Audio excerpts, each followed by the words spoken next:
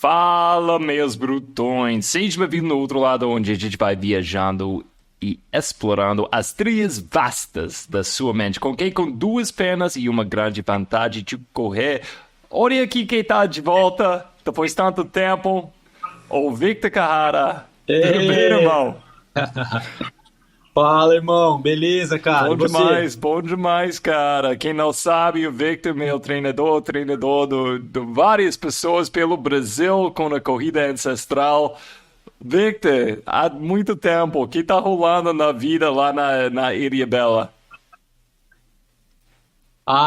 Tô aqui no meu cantinho de sempre, né? Na correria aqui com as crianças, movimentação, costeira, mar. Tenho dado umas pedaladas Você tá ultimamente, pedalando algo mais. que tô pedalando um pouco mais e dando umas nadadas também. E é isso, né? Ir trabalhando, viajando um Essa pouco. época, qual é a Ti- melhor época de entrar ao mar por aí? É tipo para nadar. co- Pra mim começa agora. Passou a temporada de inverno. Aqui onde eu tô, né, no extremo sul da ilha, não é praia, é Uhum. costeira, costão rochoso, bem selvagem, né? E a temporada de inverno tem tainha, né? Entre as tainhas, cardume de tainha, e vem, cara, por incrível que pareça, aqui na ilha vem cardume, vem cação, tubarão, né? Atrás da tainha. Hum. E também passamos uma temporada aqui dura esse inverno de água viva.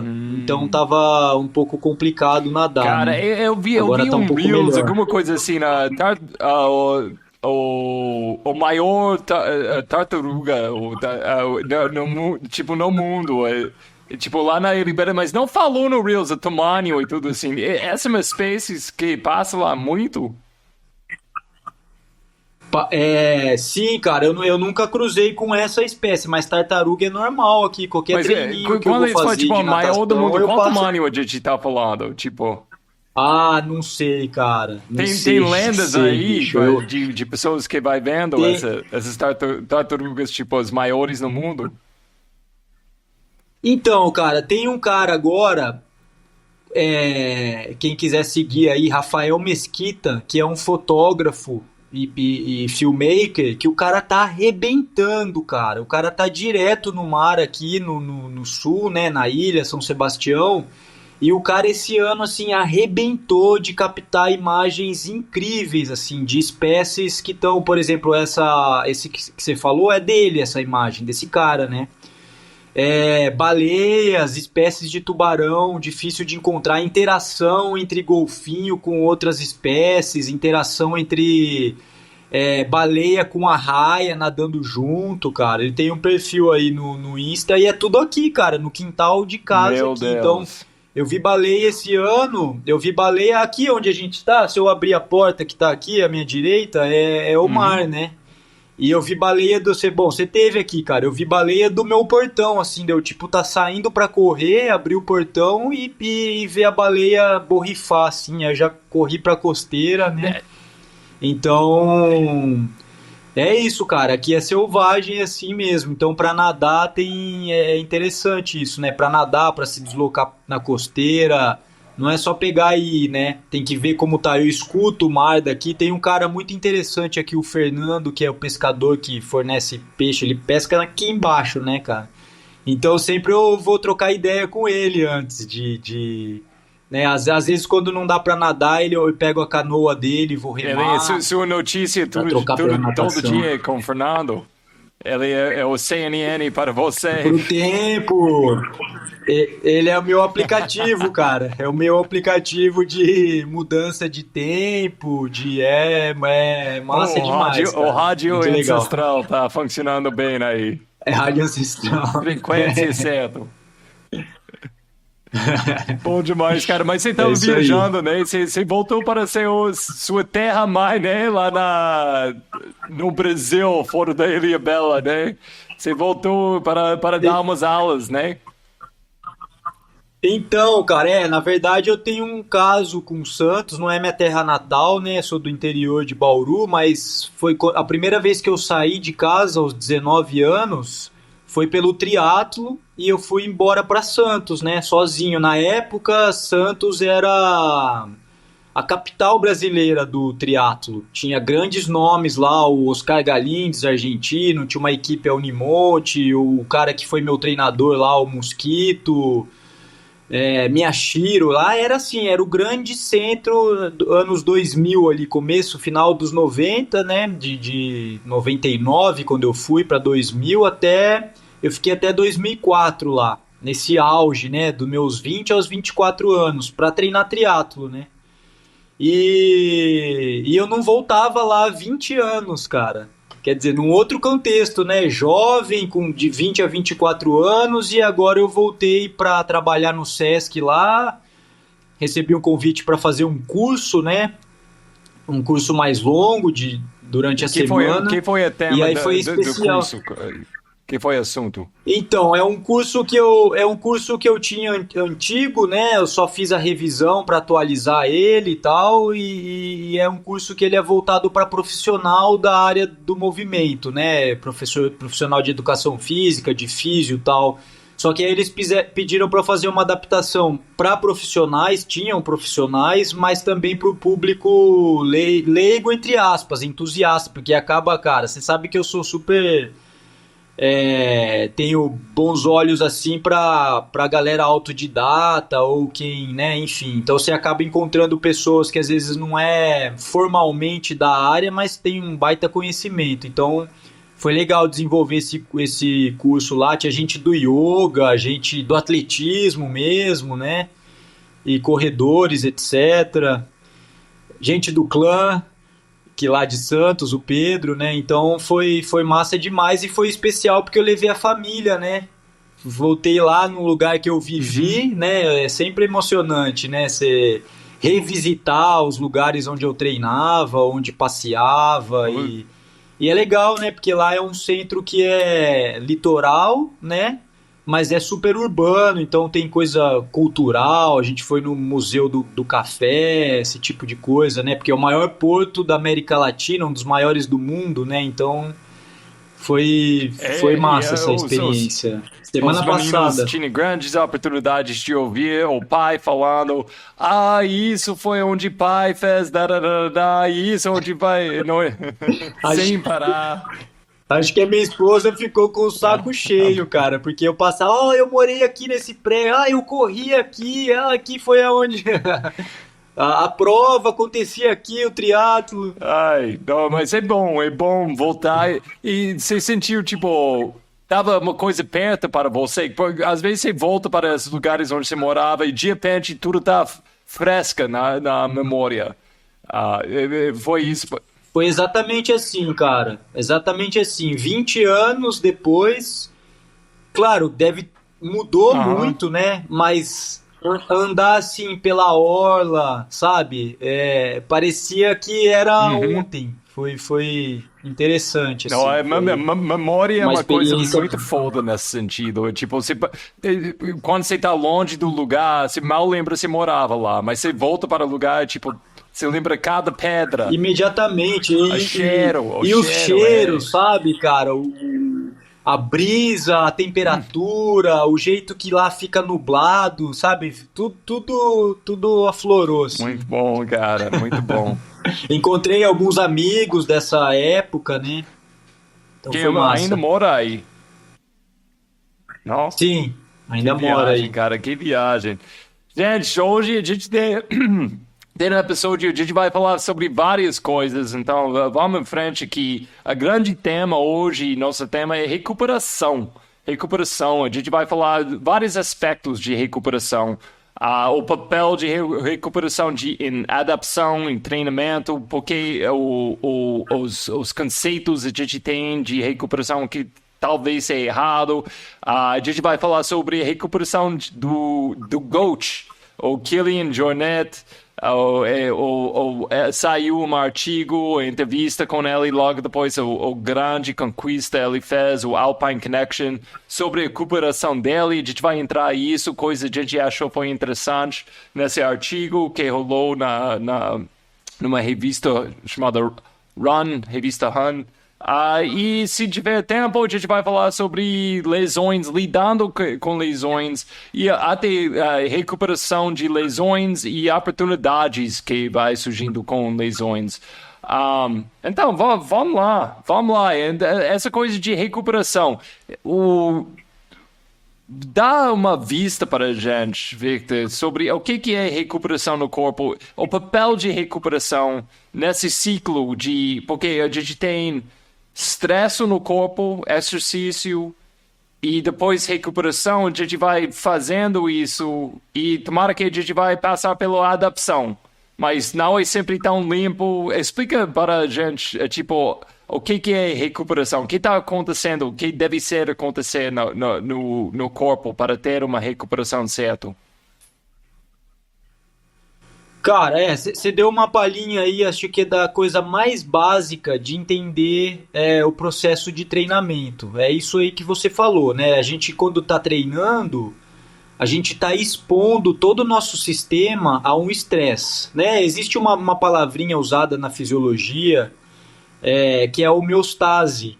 Homeostase é o equilíbrio interno do nosso metabolismo, né? Então, o equilíbrio de temperatura, de pH, enfim, de todos os processos bioquímicos que está acontecendo, e a gente quebra essa homeostase, ela é quebrada em situações de estresse induzido, que é o caso do treinamento, né? A ideia é quebrar essa homeostase, né? De forma assistida ou mais ou menos tentando, nunca a gente acerta 100% um sistema complexo, porque é uma combinação de variáveis que você nunca consegue prever exatamente a resultante, mas, né, a gente tem uma base hoje cada vez mais robusta para manipular isso, né? Então a gente leva essa situação de estresse, caso de doença, por exemplo, também, se a gente está submetido a uma infecção, a um vírus, alguma coisa, acontece também uma quebra dessa homeostase.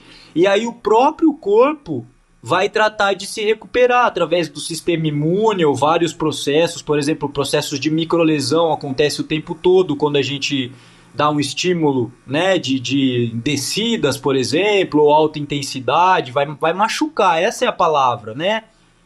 A gente planeja, entre aspas, machucar o corpo ou desestabilizar esse sistema, quebrar essa homeostase, e aí o segredo está em a gente conseguir, né, encontrar o equilíbrio, aí sim a recuperação, o pós, né? Então essa homeostase ela vai ser quebrada ali de forma aguda, ou seja, pontualmente na hora do treinamento. Mas ela ainda, dependendo da magnitude, do tamanho desse estresse que a gente gerou, ela vai ter uma magnitude de recuperação maior ou menor para poder a gente voltar, recuperar naquele nível e quem sabe, como você já, né, falou de antemão aí, quem sabe aí sim é um bom processo de treinamento, a gente vai voltar a nível superior, basal de recuperação, ou seja, para romper de novo aquela homeostase, o nosso corpo vai estar ainda mais preparado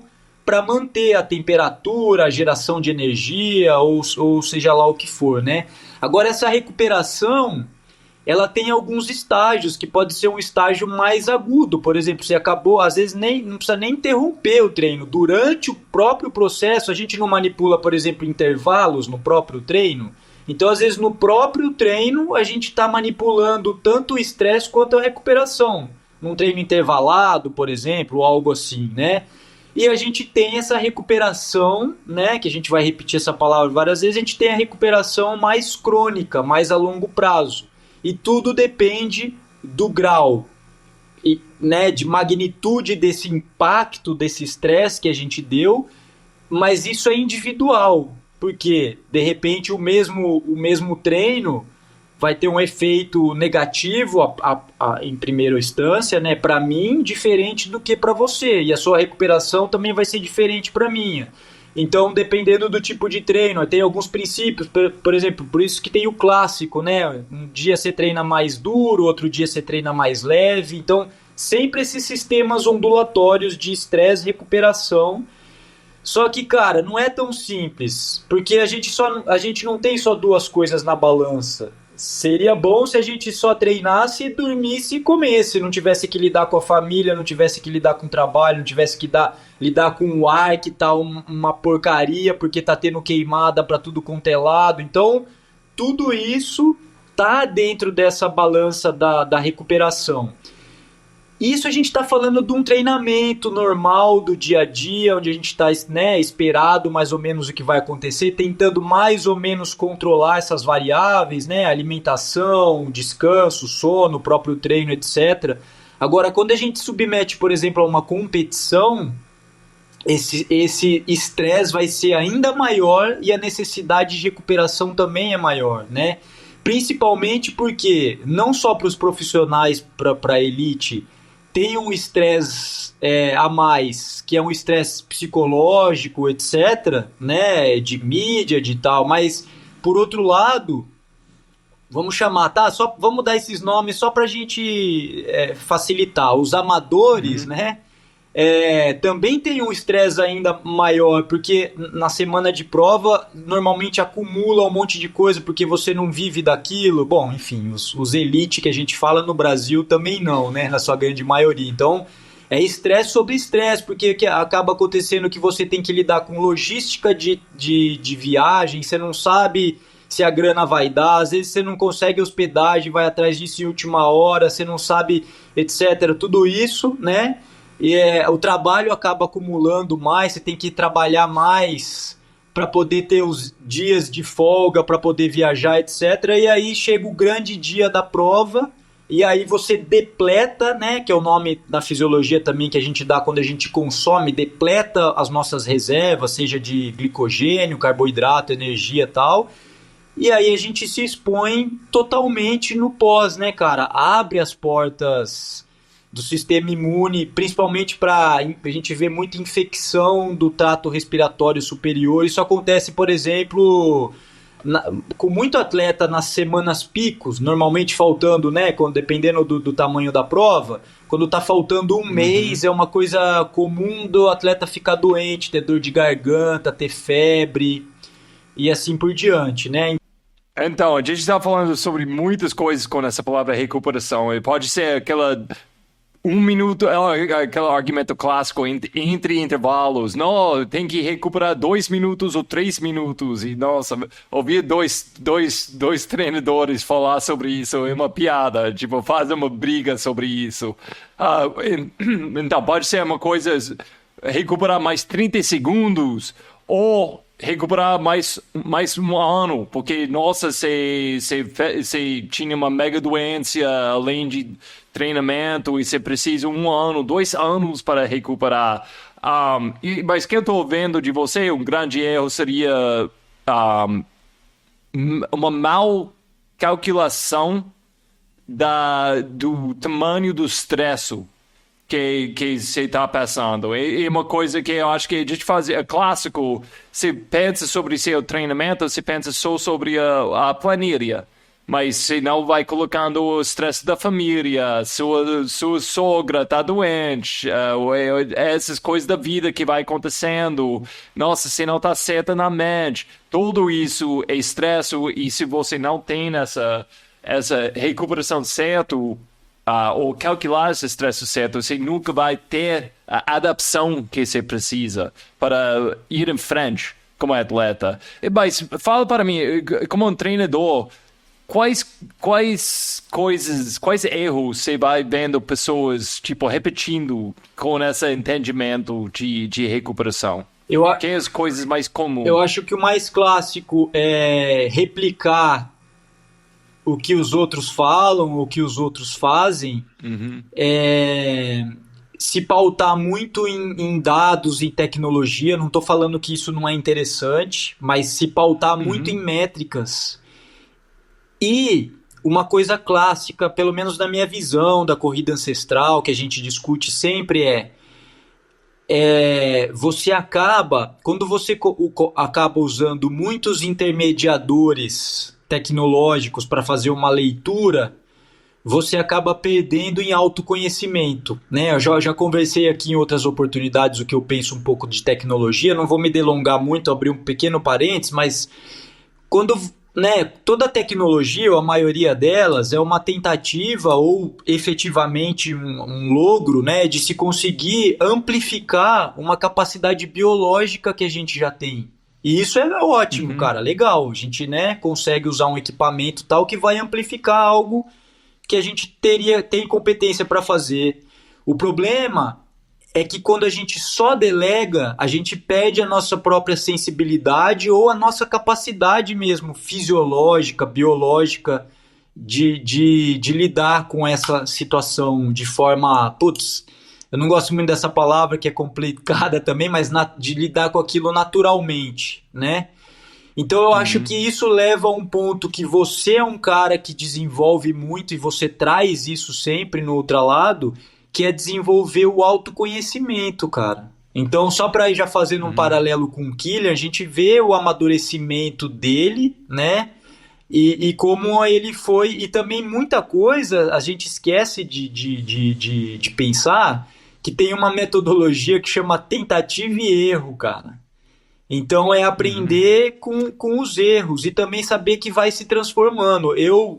Você, né? A gente já passou dos 40, eu tô indo pros 45. É muito diferente, cara, o jeito que, né, de manipular. Por exemplo, eu gosto muito de um bloco clássico de treinamento, trabalho com a maioria de nós, que é aquele, né, que a gente chama de mesociclo de 4 semanas, né? Um bloquinho de 3 semanas progressivas, né? Uma vai ser pico, a terceira, e uma regenerativa. Eu, por exemplo, cara, ultimamente eu tenho feito bloco para mim de 3 semanas, porque eu sinto que eu tenho ficado doente assim com mais frequência, né? Por falta de sono, por não priorizar tanto. Então, alguns outros alunos do clã, às vezes tem relação com a idade, mas às vezes tem relação mesmo com fase da vida, de trabalho, de filho, não sei o quê.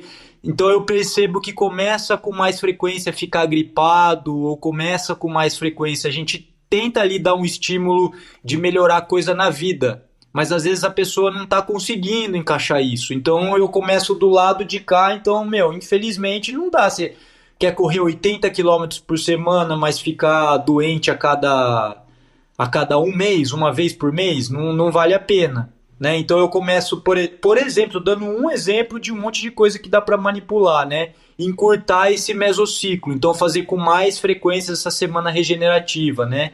Ao invés de fazer 3 progressivas, faz 2 progressivas, uma regenerativa, 2 progressivas, e assim por diante, né? E, bom, é isso, cara. E o resto é. Então, eu quero voltar rápido a essa coisa de tecnologia antes de entrar o artigo sobre Killian. Um, Provavelmente pessoas ouvindo, tem um Garmin, tem um aplicativo que eles usam, que tem essa coisa de recuperação. É tipo, você vai completando um treinamento e fala tipo, você fez isso, isso, isso hoje, de acordo com seu ritmo, ou a frequência do coração, ou o batimento. Você precisa de 18 horas para recuperar, ou 20 horas para recuperar, ou até hoje em dia usando a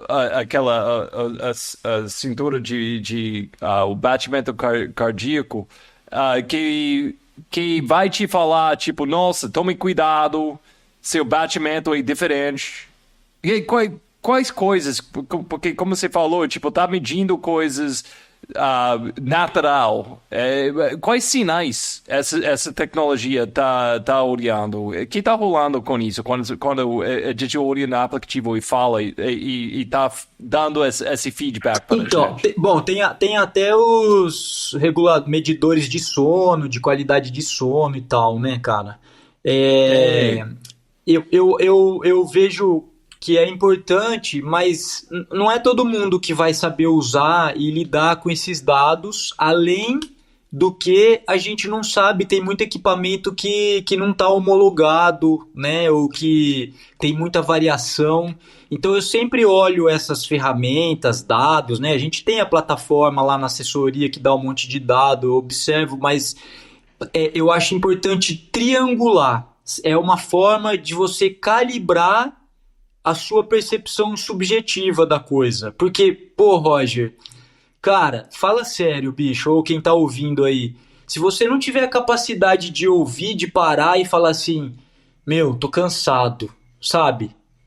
É o mínimo que você pode conseguir, assim, Mas, mas, de mas, Victor, eu vou, porque, como você sabe bem, para explorar nossos limites e às vezes para ter para ir em frente, para ter a adaptação, para entrar essa zona de desconforto, para adaptar e ficar mais forte. Tem esse scope, tem esse range onde você tem que ficar um pouquinho cansado. Então, para mim, até hoje, o grande desafio, tipo, isso é cansado bom ou cansado sinal de parar? Até hoje, eu sinto bem confortável fazendo essas decisões hoje em dia, mas eu sempre tenho que, até hoje eu tenho que me perguntar. Então, eu vou imaginando para alguém que está começando agora, e tem essa ideia, tipo, não, todo dia eu vou com força é sempre melhor. Já tem essa coisa cultural que a gente tem por dentro deles. É difícil entender cansado bom e cansado, tipo, tome cuidado porque provavelmente amanhã você vai morrer. eu vou tentar explicar um pouco porque que é muito mais seguro, óbvio, mas também mais eficiente você errar para menos do que para mais, cara. É difícil admitir isso, né? Todo mundo tem essa vontade de treinar mais, etc. Mas dentro de várias metodologias de treinamento que existe, e tal, o que a gente sabe que realmente é eficiente, nada é eficiente a curto prazo, né? Mas eficiente a médio e longo prazo para quem quer correr por muito tempo e ter performance, né? E saber que a performance é constante, melhorando. A continuidade é a melhor opção. Uhum. E o que É. quer dizer continuidade? Não se machucar e não ficar Uhum. doente. Então, quando você tá ali flertando com essa possibilidade e você percebe que isso acontece com você, anota. Às vezes a gente não percebe, cara, que a gente ficou. Às Uhum. vezes a gente não tem noção. Se perguntar quantas vezes você ficou gripado esse ano, resfriado, ou que você, sabe, teve febre, ou teve alguma coisa, né? Ou sentiu uma dor que teve que ficar uma semana, uns dias sem treinar. Às vezes a gente tem a memória que, não sei, acho que foi umas duas tal, mas não, às vezes você ficou gripado 6 vezes no ano, né? Uhum. E o que você regrediu cada vez que você, né, ou que você oscilou na sua performance, é, faz uma diferença enorme ao longo desse ano, de 2 anos, de 5 anos, de 10 anos, né? Então, se você consegue é, ser um pouco mais cauteloso, a longo prazo você vai colher mais frutos. Mas eu sei que não é fácil, cara. Eu sei que tudo isso que eu tô falando aqui é porque é tudo muito no campo não só da subjetividade, mas da complexidade, né? Complexidade do ponto de vista Uhum. científico mesmo, que é isso que eu falei e gosto de falar sempre. Quando tem 1 milhão de variáveis, algumas variáveis são até ocultas, a gente não conhece, e mesmo as variáveis que a gente conhece, não é 1 mais 1 igual a 2, porque cada uma tem um tamanho de causa também diferente. Não dá para como medir, por exemplo. Será que falando em lesão, já que você quer, né, trazer um pouco desse assunto, é, é impossível a gente saber uma lesão crônica, essas lesões que aparecem, que não é uma causa direta, por exemplo, não é um tombo que você tomou, não é que você torceu, essa dor que aparece na canela, no joelho, seja lá onde for,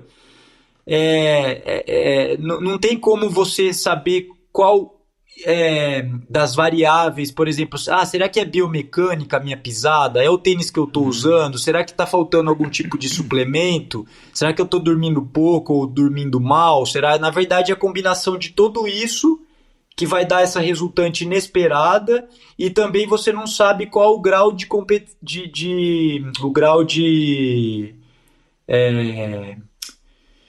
de contribuição de cada uma dessas variáveis, né? Uhum.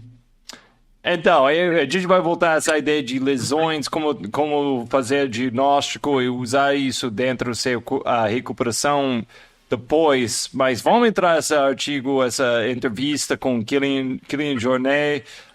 Quem não sabe, Kylian foi 1 mês e meio, 2 meses atrás agora. Ele fez um grande conquista, mais ou menos um FKT, onde ele estava pedalando, correndo, caminhando, escalando. Ele fez foi 18 dias, todos os picos mais altos na Europa. Eu vou falar, sinceramente, é meio abstrato para mim, porque é tão grande que ele fez. Eu acho que ele acumulou 72 mil metros, né, positivo. Foi de desnível positivo, 72 mil. Isso, e mais do que 1.000 quilômetros total. Ele, tipo, entre pedalar e correr e escalar. Sinceramente, eu não entendo.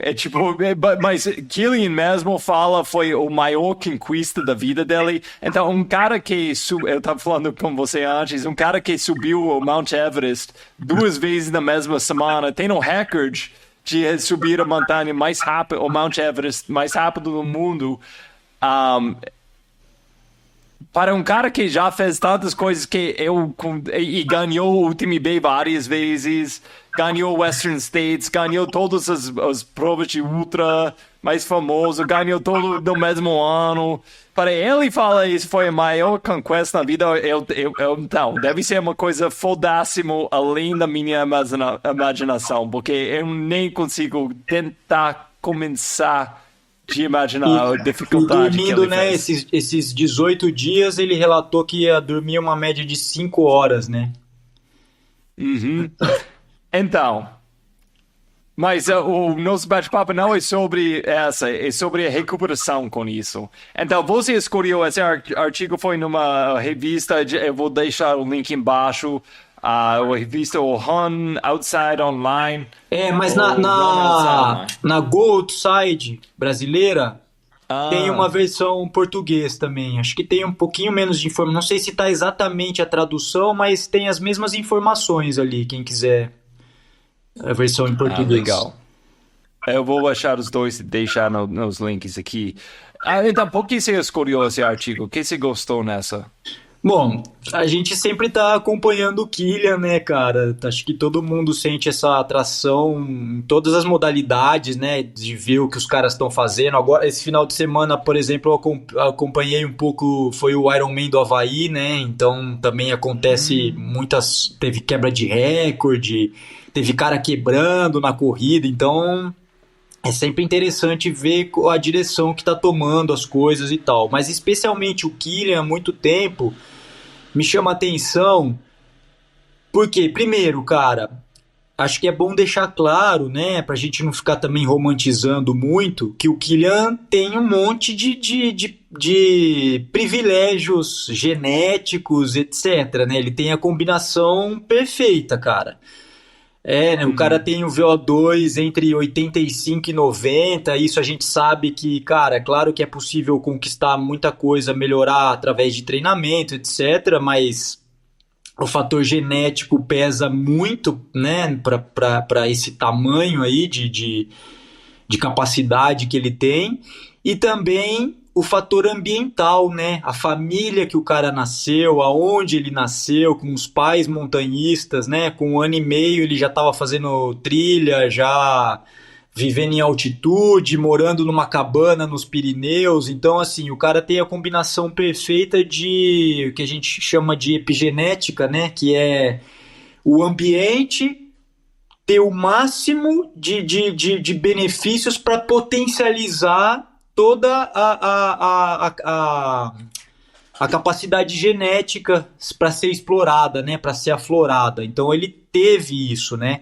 Mas, por outro lado, né, a gente poderia pensar, bom, eu acredito que o Kylian seria um grande corredor, mesmo se ele fumasse um maço de cigarro por dia, ainda, não na magnitude das coisas que ele faz. Cara, eu tô falando a real, né? Mas enfim, e seguisse outras metodologias de treinamento tal. Não o corredor que ele é hoje, não é nem corredor, né? O cara é muito mais do que isso, né? É um montanhista, né? É, Então por isso que é interessante, porque um cara que tem tudo isso, ele pode fazer as escolhas que ele quer. E não só desse lado, né, da onde ele nasceu, dele estar no lugar certo, na hora certa, mas ele é um cara que estudou, cara, e você percebe isso. Ele Uhum. não é muito falado, tal, mas o cara estudou, né, numa universidade da França, ciências do esporte, fisiologia. Ele tá ligado, o cara lê muito, tá, e você vê no discurso dele, nas ações, que o cara tá totalmente alinhado com o que a ciência traz, cara, né? Então, se a gente for entrar nesse ponto, a gente vai perceber que as escolhas dele poderiam ter sido outras. Ele poderia ser um cara. Isso que é o que mais me encanta, cara. Ele é um cara tecnológico, mas ao mesmo tempo, ele. Porque é diferente, cara. Tecnologia não é ciência. Entende, cara? Ciência é uma coisa muito mais complexa do que tecnologia. Ciência é uma metodologia de você descobrir, né, medir as coisas, ou enfim, ter contato com a natureza. É um método, uma ferramenta. Tecnologia não, cara. Você pode produzir tecnologia sem necessariamente o crivo da ciência. Ou seja, você pode sair por aí desenvolvendo um tipo de tênis, né? E com um argumento completamente esdrúxulo, como foi o desenvolvimento da maioria dos tênis até hoje, ou de outros equipamentos, né? Então você vê que nas ações e nas atitudes do Kylian tem algo robusto por trás nas decisões dele, além do histórico cultural, da tentativa e erro, mas você vê que a tentativa e erro que ele já passou foi com plausibilidade, né? E aí eu queria trazer, cara, três elementos aqui, um momento meio nerd, né? Três elementos não é da fisiologia da ciência, mas da filosofia da ciência, né? Que são umas regrinhas, cara, que se a gente seguir, e eu percebo isso no Kylian, a nossa chance de errar é um pouco menor, né? Então, por exemplo, não sei se todo mundo já ouviu falar, mas a lei ou o princípio da parcimônia ou da navalha de Ockham, né? Que diz que se você tiver várias explicações concorrentes para o mesmo fenômeno ou para algo que você está estudando, muito provavelmente a explicação mais simples é a que vai dar conta. Porque se você começa a querer explicar por uma via muito complexa, para você sustentar aquilo, você vai precisar cada vez mais suportar aquele monte de teoria em cima de teoria. Aquilo vai ficando muito frágil, né? E tem uma outra coisa que eu quero trazer nessa listinha, nessa tríade aqui de três, né? O princípio da parcimônia e a plausibilidade biológica. Para você ver se alguma coisa tem um fundo de plausibilidade, ou seja, se aquilo realmente pode ter um fundo ali de certeza,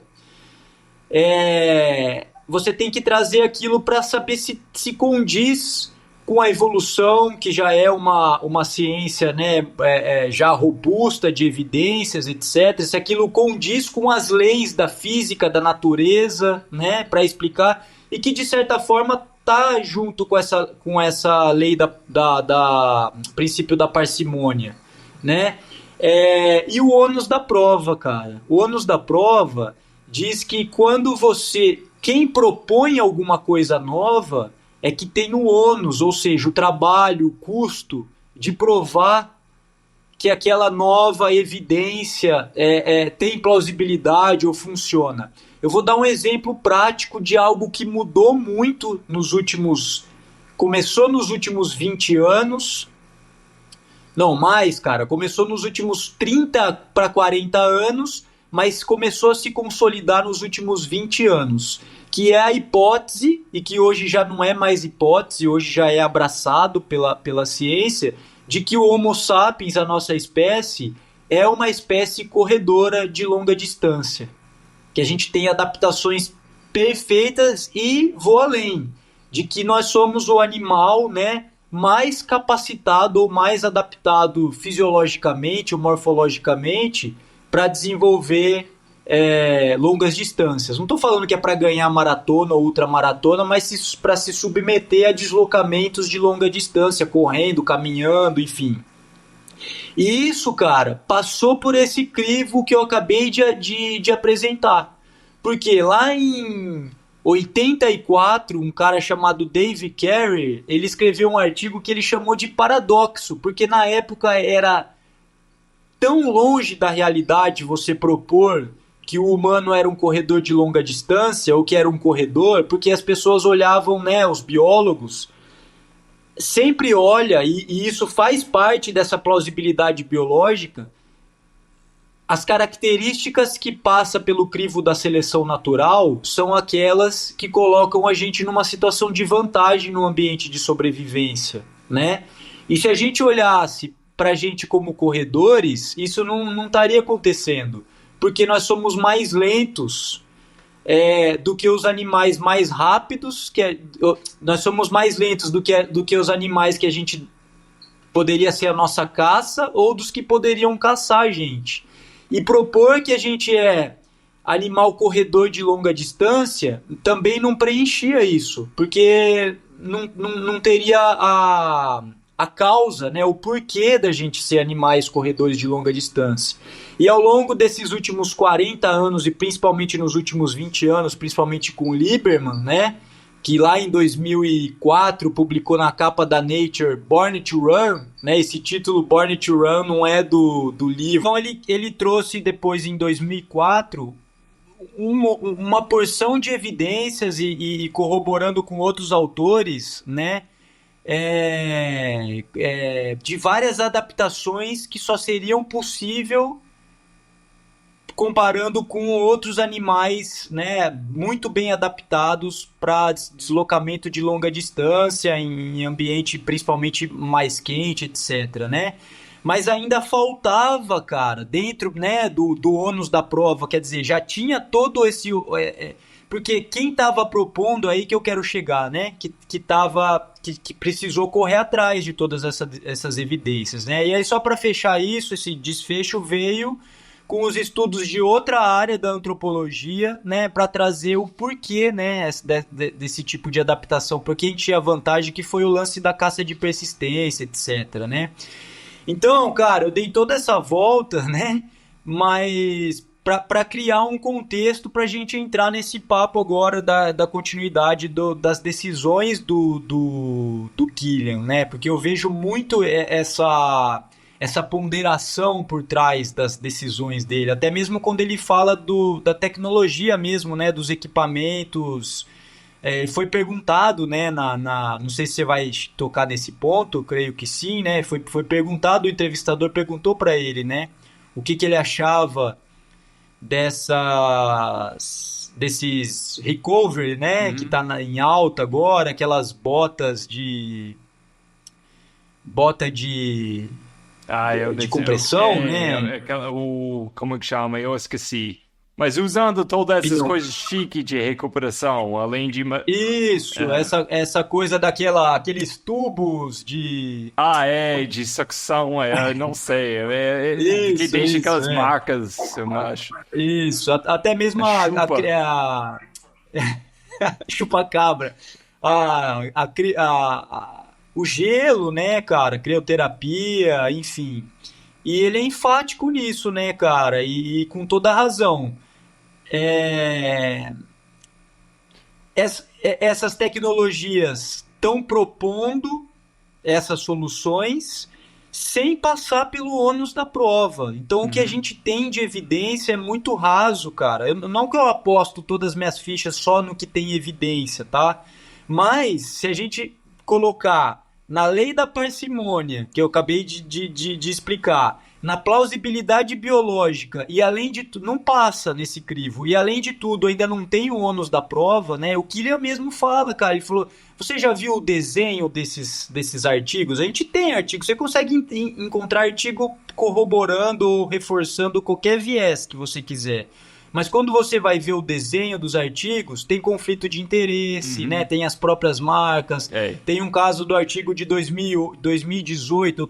Eu posso estar falando uma besteira aqui, mas eu tô deixando claro, tá? Que eu tô desatualizado. Mas até 2018, a última coisa que eu acompanhei sobre meia de compressão, havia uma grande discussão, porque a única coisa que tem é muito fraco, né, de evidência num desenho fraco de um artigo e que ainda tem conflito de interesse porque é um artigo que foi financiado pela própria marca, né, cara? E assim é com outras vias aí, né, de recuperação.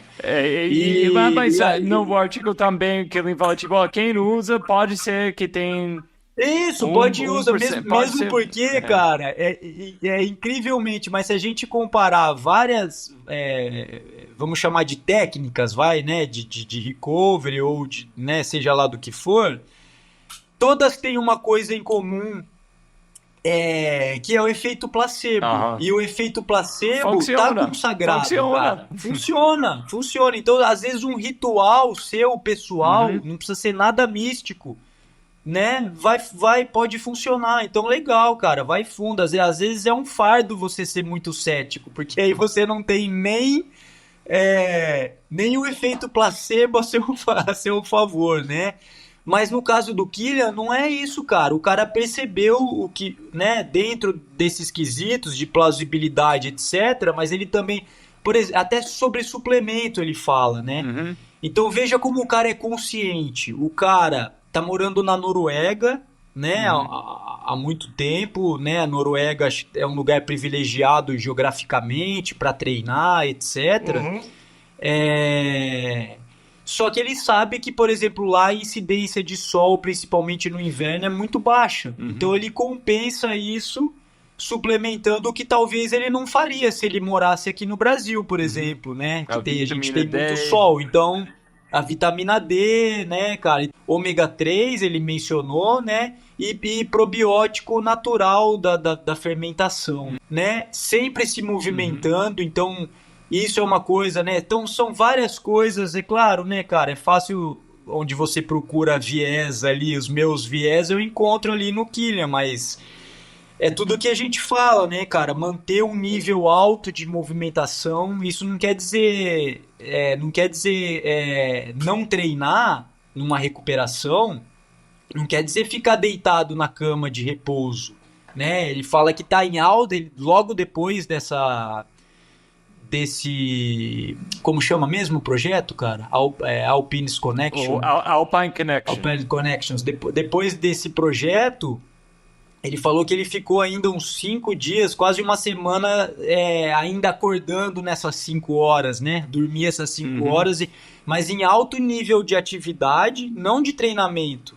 Porque ele falou que o estresse até mental foi até maior do que o físico, porque você imagina a logística, né, de uma coisa dessa, de você ter que cumprir, tem toda aquela coisa da presença que você não pode falhar, por exemplo, numa etapa de escalada, alguma coisa nesse sentido. Então, só o fato de numa lição pra gente, né, com uma planilha, então às vezes eu faço isso, sabe, essa autonomia de ficar uma semana sem planilha e você...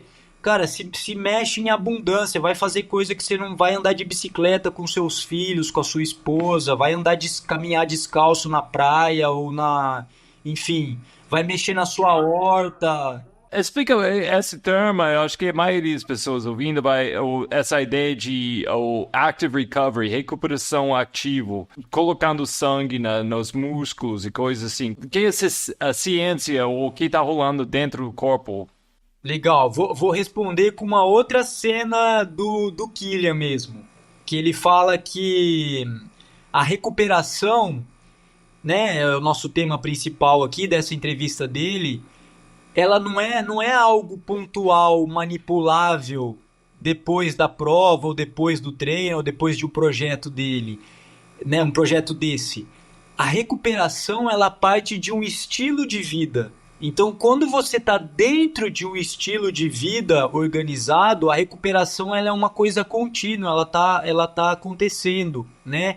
Então, é isso que as evidências vêm mostrando, mas também as experiências, né, de tentativa e erro. Então, você manter um nível basal de movimentação diária, extra corrida, extra treino, são coisas diferentes. Eu trabalho, por exemplo, no curso que eu dou, eu trabalho muito com mostrar essa dimensão de 3 esferas diferentes e como uma está dentro da outra. Né? Tem a esfera do treinamento, que é aquele horário marcado que você planeja para fazer um exercício buscando algum objetivo. Ele é muito pequeno, cara, porque é difícil a gente escalar isso. Quem tem o privilégio de conseguir treinar, né, de forma organizada 1 hora por dia, 6 vezes na semana, já é muita coisa. Né? Então, o treinamento é uma esfera pequena. Tem algo muito maior que pode englobar isso, que é a atividade física. Atividade física não precisa necessariamente você ter um objetivo específico, 1 hora do dia marcado, mas é uma movimentação que vai te trazer gasto calórico, vai te trazer... É um deslocamento, você pode optar aí no trabalho, né? Como é o seu caso, por exemplo. Você pode optar aí caminhando ou correndo, ou você pode optar em pegar um Uber ou de bike, ou enfim, assim por diante. Então são várias decisões no dia a dia que pode formar o seu estilo de vida e deixar o seu basal num nível acima. E a recuperação entra aí. Quando você tem esse basal num nível acima, quando você tira o treino, você continua nesse nível de movimentação, porque esse é o seu basal, esse é a sua, entre aspas, zona de conforto biológica. Então você não precisa, mesmo né, nesse caso do Kylian, depois desses 18 dias dormindo 5 horas, o cara não precisa ficar lá, cara, numa maca como se fosse um doente, porque não é esse o nível de recuperação. Então o cara relatou que ele manteve ali, porque você continua levando com mais frequência nutrientes, né? Não só levando nutrientes para células, mas removendo toxinas, né? Você mantendo ali um nível de atividade, né? Enfim, frequência cardíaca e os processos metabólicos mesmo, né? Catabólico e anabólico, né? Catabólico é aqueles de degradação, que é importante também, e remoção, né, de toxinas, etc., radicais livres, e também os anabólicos de reconstrução, né? O Kylian relatou que o ano passado ele já tinha feito algo parecido, mas acho que ele não levou tanto para mídia e tal, e que ele testou algumas coisas e foi péssimo. Ele perdeu peso a cada dia e também foi perdendo performance. E dessa vez não, né? Dessa vez ele conseguiu manter o peso nos 18 dias, ele não teve perda de peso e ele falou que se sentiu ali, ou seja, ele manteve essa homeostase que a gente falou no começo, mesmo nessa atividade extrema, né? Ao longo desses 18 dias. E a recuperação dele, agora o cara já voltou a treinar, né? Acho que já faz um tempinho, já 2, 3 semanas depois ele já tinha voltado a treinar, ou seja, ele ficou essas 2, 3 semanas se movimentando em abundância, né? Tendo momentos ali com a família e tal. E não sei se eu fugi da sua pergunta, cara, acho que... Não, foi essa ideia de recuperação ativo. É uma coisa, só para explicar, pessoas ouvindo, talvez tem pessoas, nessa época, calendário no Brasil de ultra, a gente tem grandes provas, um depois da outra. A gente tem La Mission, logo depois a gente tem o TMB Paraty, logo depois a gente tem Mons. E tem muitos atletas que tentam fazer tudo. Quais coisas seria, na sua opinião, como treinador, trabalhando com atletas, fazendo coisas assim, onde você tem uma grande prova, mas já está, é uma coisa que o Kylian fala, tipo, nem pensa sobre a próxima grande prova, ou grande obstáculo, grande meta, mas às vezes a gente já marcou o próximo. Quais coisas a gente pode fazer para ter nossa recuperação no máximo, na sua opinião e sua vivência? Ó, eu acredito muito em variar sempre o tipo de estímulo, treinamento cruzado com outras modalidades. Então, até isso, cara, é uma coisa que traz muito conforto mental. Quem tem Uhum. esse costume de cruzar modalidades e a gente percebe isso, é uma tendência, né? Você não se frustra tanto e também não perde tanto condicionamento num caso de lesão, por exemplo. Porque Então precisa quem correr e depois pedalar. Mas tem Exato, ou outras coisas que nadar, eu ou não estou pensando. escalar, ou esquiar, dependendo da onde você estiver, claro, né? Aqui a gente não pode esquiar, mas a gente vê muitos corredores que esquiam no inverno ou quando estão machucados. Porque veja bem, cara, quem tá escutando aí, reflete com a gente. A gente lesão também, não adianta, gente. Eu acho assim, é muita ingenuidade a gente achar que dá para evitar a lesão. A gente tá submetido, a gente tá ali, a gente tá procurando isso, né? Tá exigindo realmente muito, enfim. E não tem nada demais se machucar, não é para ser grande coisa, né? O duro é se machucar cronicamente, repetidamente, Uhum. enfim. Mas pensa, às vezes a gente se frustra e fala: nossa, ferrou, machuquei aqui, e você fica sem fazer nada, cara. Isso significa, não quero ofender ninguém com a palavra que eu vou usar, mas significa que a sua relação de movimento, a sua relação de corpo como uma ferramenta para se movimentar ou para interagir com o ambiente está muito pobre, onde você tem uma única opção que é correr de forma organizada e sistemática.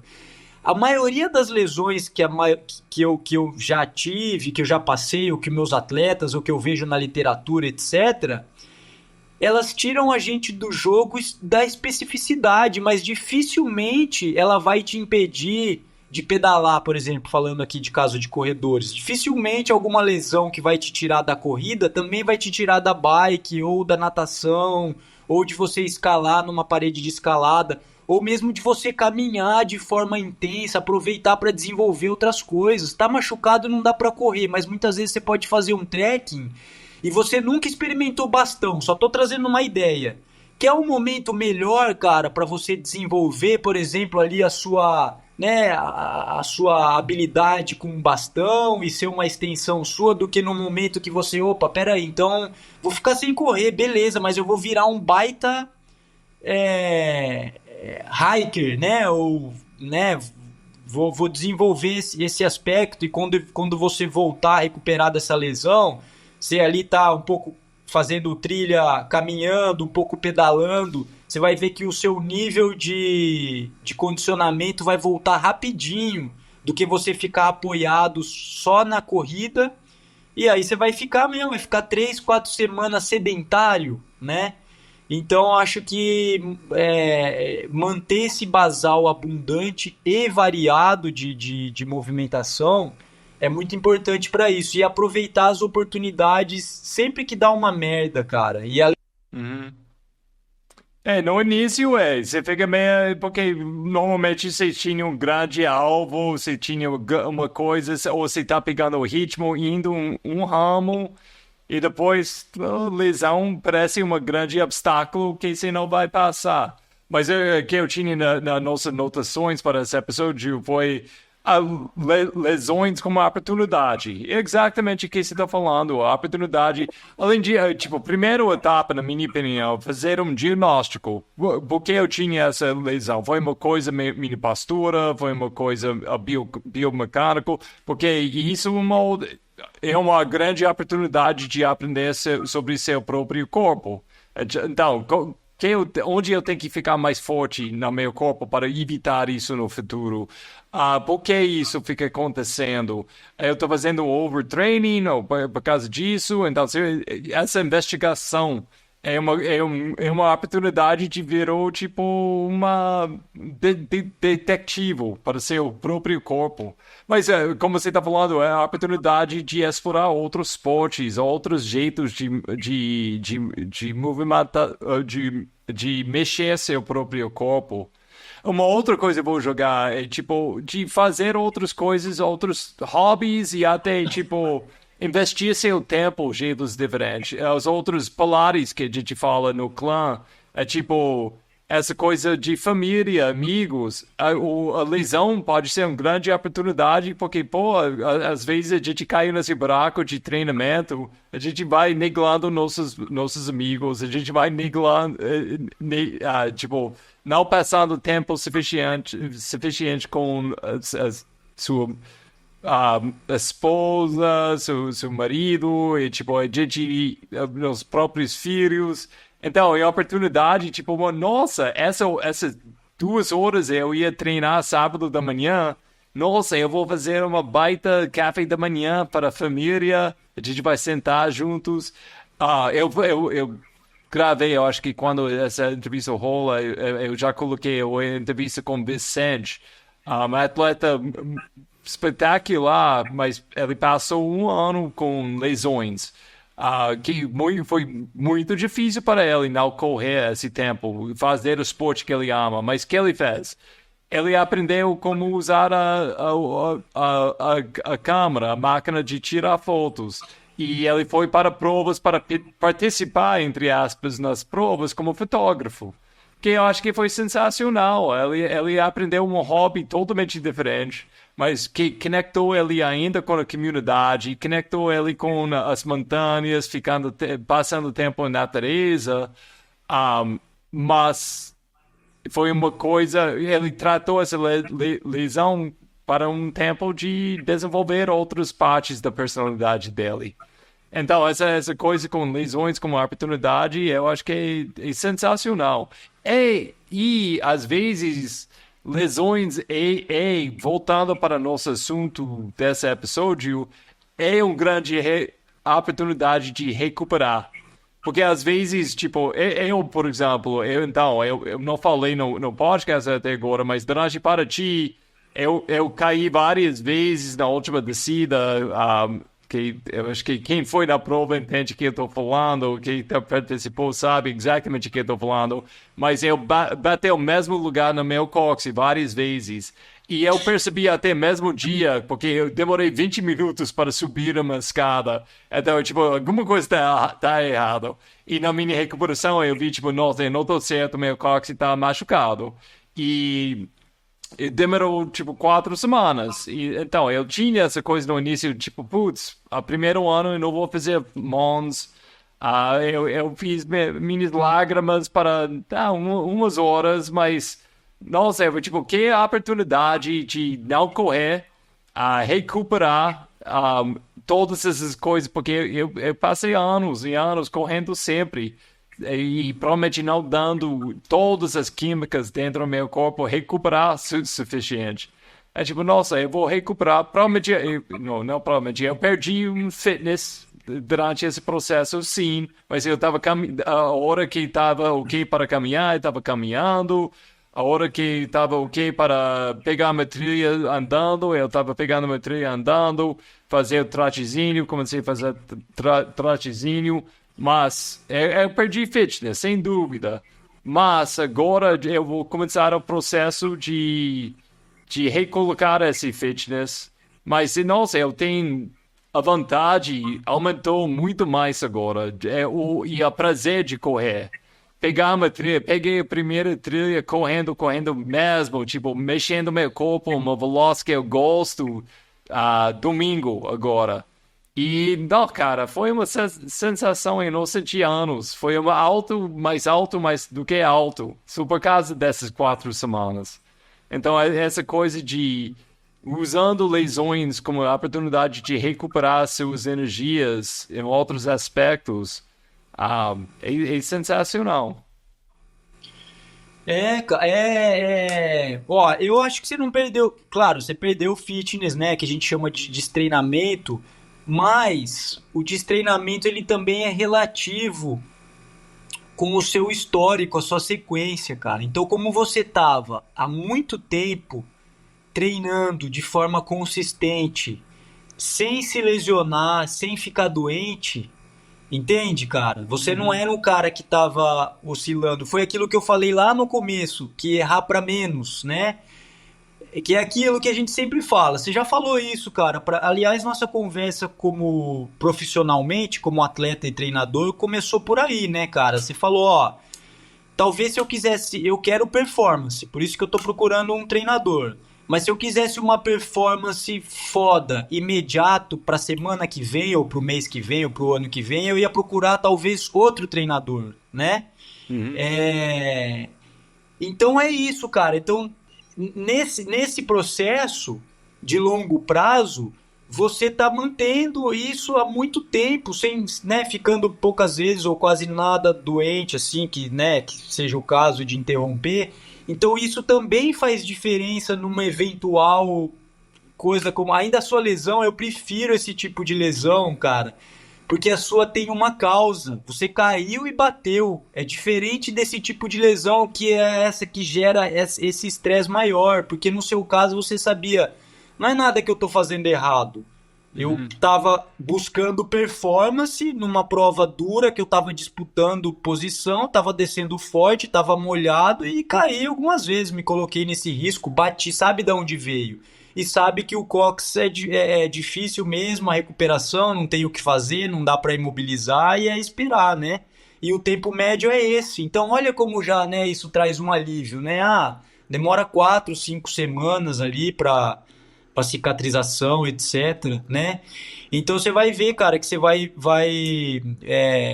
voltar seu fitness rapidamente e até vamos partir para outro patamar, né? A gente vai investir agora em outros tipos de estímulo, então variar também o tipo de estímulo, eu acho que é uma coisa interessante. E Cara, outra coisa, eu não pode falar. sou muito a favor, né, não só por uma posição minha pessoal, mas baseado nas evidências mesmo, né, cara? Assim, hoje a gente percebe que mudança pontual em mecânica, na biomecânica, é meio que é muito arriscado para o benefício que você pode colher. A gente tem outros meios, né, para chegar num resultado de mudança de biomecânica, mas só para aproveitar a oportunidade, se é uma coisa gritante que você percebe que seria interessante mudar, também é a hora e a volta de uma lesão, entende, cara? Porque você tá com a expectativa baixa mesmo, você já desencanou, você não vai mudar a sua mecânica alguma coisa, sabendo que você tá correndo bem, mas que você poderia mudar alguma coisa que vai te ajudar, só que você sabe que daqui 1 mês ou 2 meses você tem uma prova. Mas quando você já abaixou suas expectativas, você já sabe que você não vai correr, você sabe que a sua volta vai ser gradual e tal, por que não, né, começar a mudar alguma coisa, como esse exemplo que eu dei aí de melhorar a habilidade do bastão, ou por exemplo, a minha transição mesmo, que eu comecei a correr bem descalço, Hum. foi não foi bem uma lesão, mas foi uma situação semelhante, porque eu fiz uma viagem dura de trekking e tal. Fiquei 40 dias e aquela coisa de 40 dias mochilando, dormindo em qualquer lugar no chão e comendo mais ou menos tal. E eu voltei arrebentado, né? Quando eu voltei para minha casa e não conseguia treinar, tava exausto tal, né? E aí, bem calhou de eu pegar uma aluna de personal nessa época que queria, né, começar a correr do zero. E aí eu, como era personal, ela começou do zero como caminhante e queria correr 5 km. Então eu tive uma baita de uma oportunidade de ter mais humildade para começar essa minha transição e fazer esse processo descalço de baixo. Porque eu já estava antes correndo, saindo para correr do nada 20, 15 quilômetros descalço e às vezes sentia ali, fazia uma bolha ou, né, dava uns passos para frente e uns passos para trás. Então, só para dar um exemplo pessoal, né, eu aproveitei essa oportunidade e foi bom, cara, porque foi um processo de quase 6 meses, assim, bem gradual, que eu acompanhei essa aluna em paralelo e foi um salto que eu dei na minha, né, adaptação articular do pé e aí engrossar a casca também, enfim. Cara, eu acho que a gente deu tantas informações, tantas histórias, tantos exemplos nesse episódio. Quem tá ouvindo precisa pelo menos 1 hora para recuperar depois, para processar tudo isso. Não sei nem se eu Então, vou conseguir dormir agora. é animado isso aqui, meu Deus. Mas, cara, foi sensacional. Em breve você vai voltar em breve. A gente tem vários assuntos a gente colocar no ar. Se pessoas ouvindo, pessoas ouvindo, se você gostou de alguma coisa nesse episódio, se tem ideias, deixe nos comentários aqui de quem está assistindo no YouTube. Se tiver assunto que você quer para a gente falar no futuro, pode deixar lá também. Pode me mandar uma mensagem na Insta ou para Victor aí. Porque a gente tem grandes planos de gravar mais nos dois e até com convites especiais terceiro entre nós dois também. Então, gente, fica ligado com o outro lado e todas as coisas ancestrais, porque tem muitas notícias e coisas ancestrais de velhos chegando em breve, gente. Então... boas trilhas para todo mundo. E Victor, muito obrigado mais uma vez por Valeu. seu tempo aqui. Sempre um prazer. Até breve. Quero voltar logo.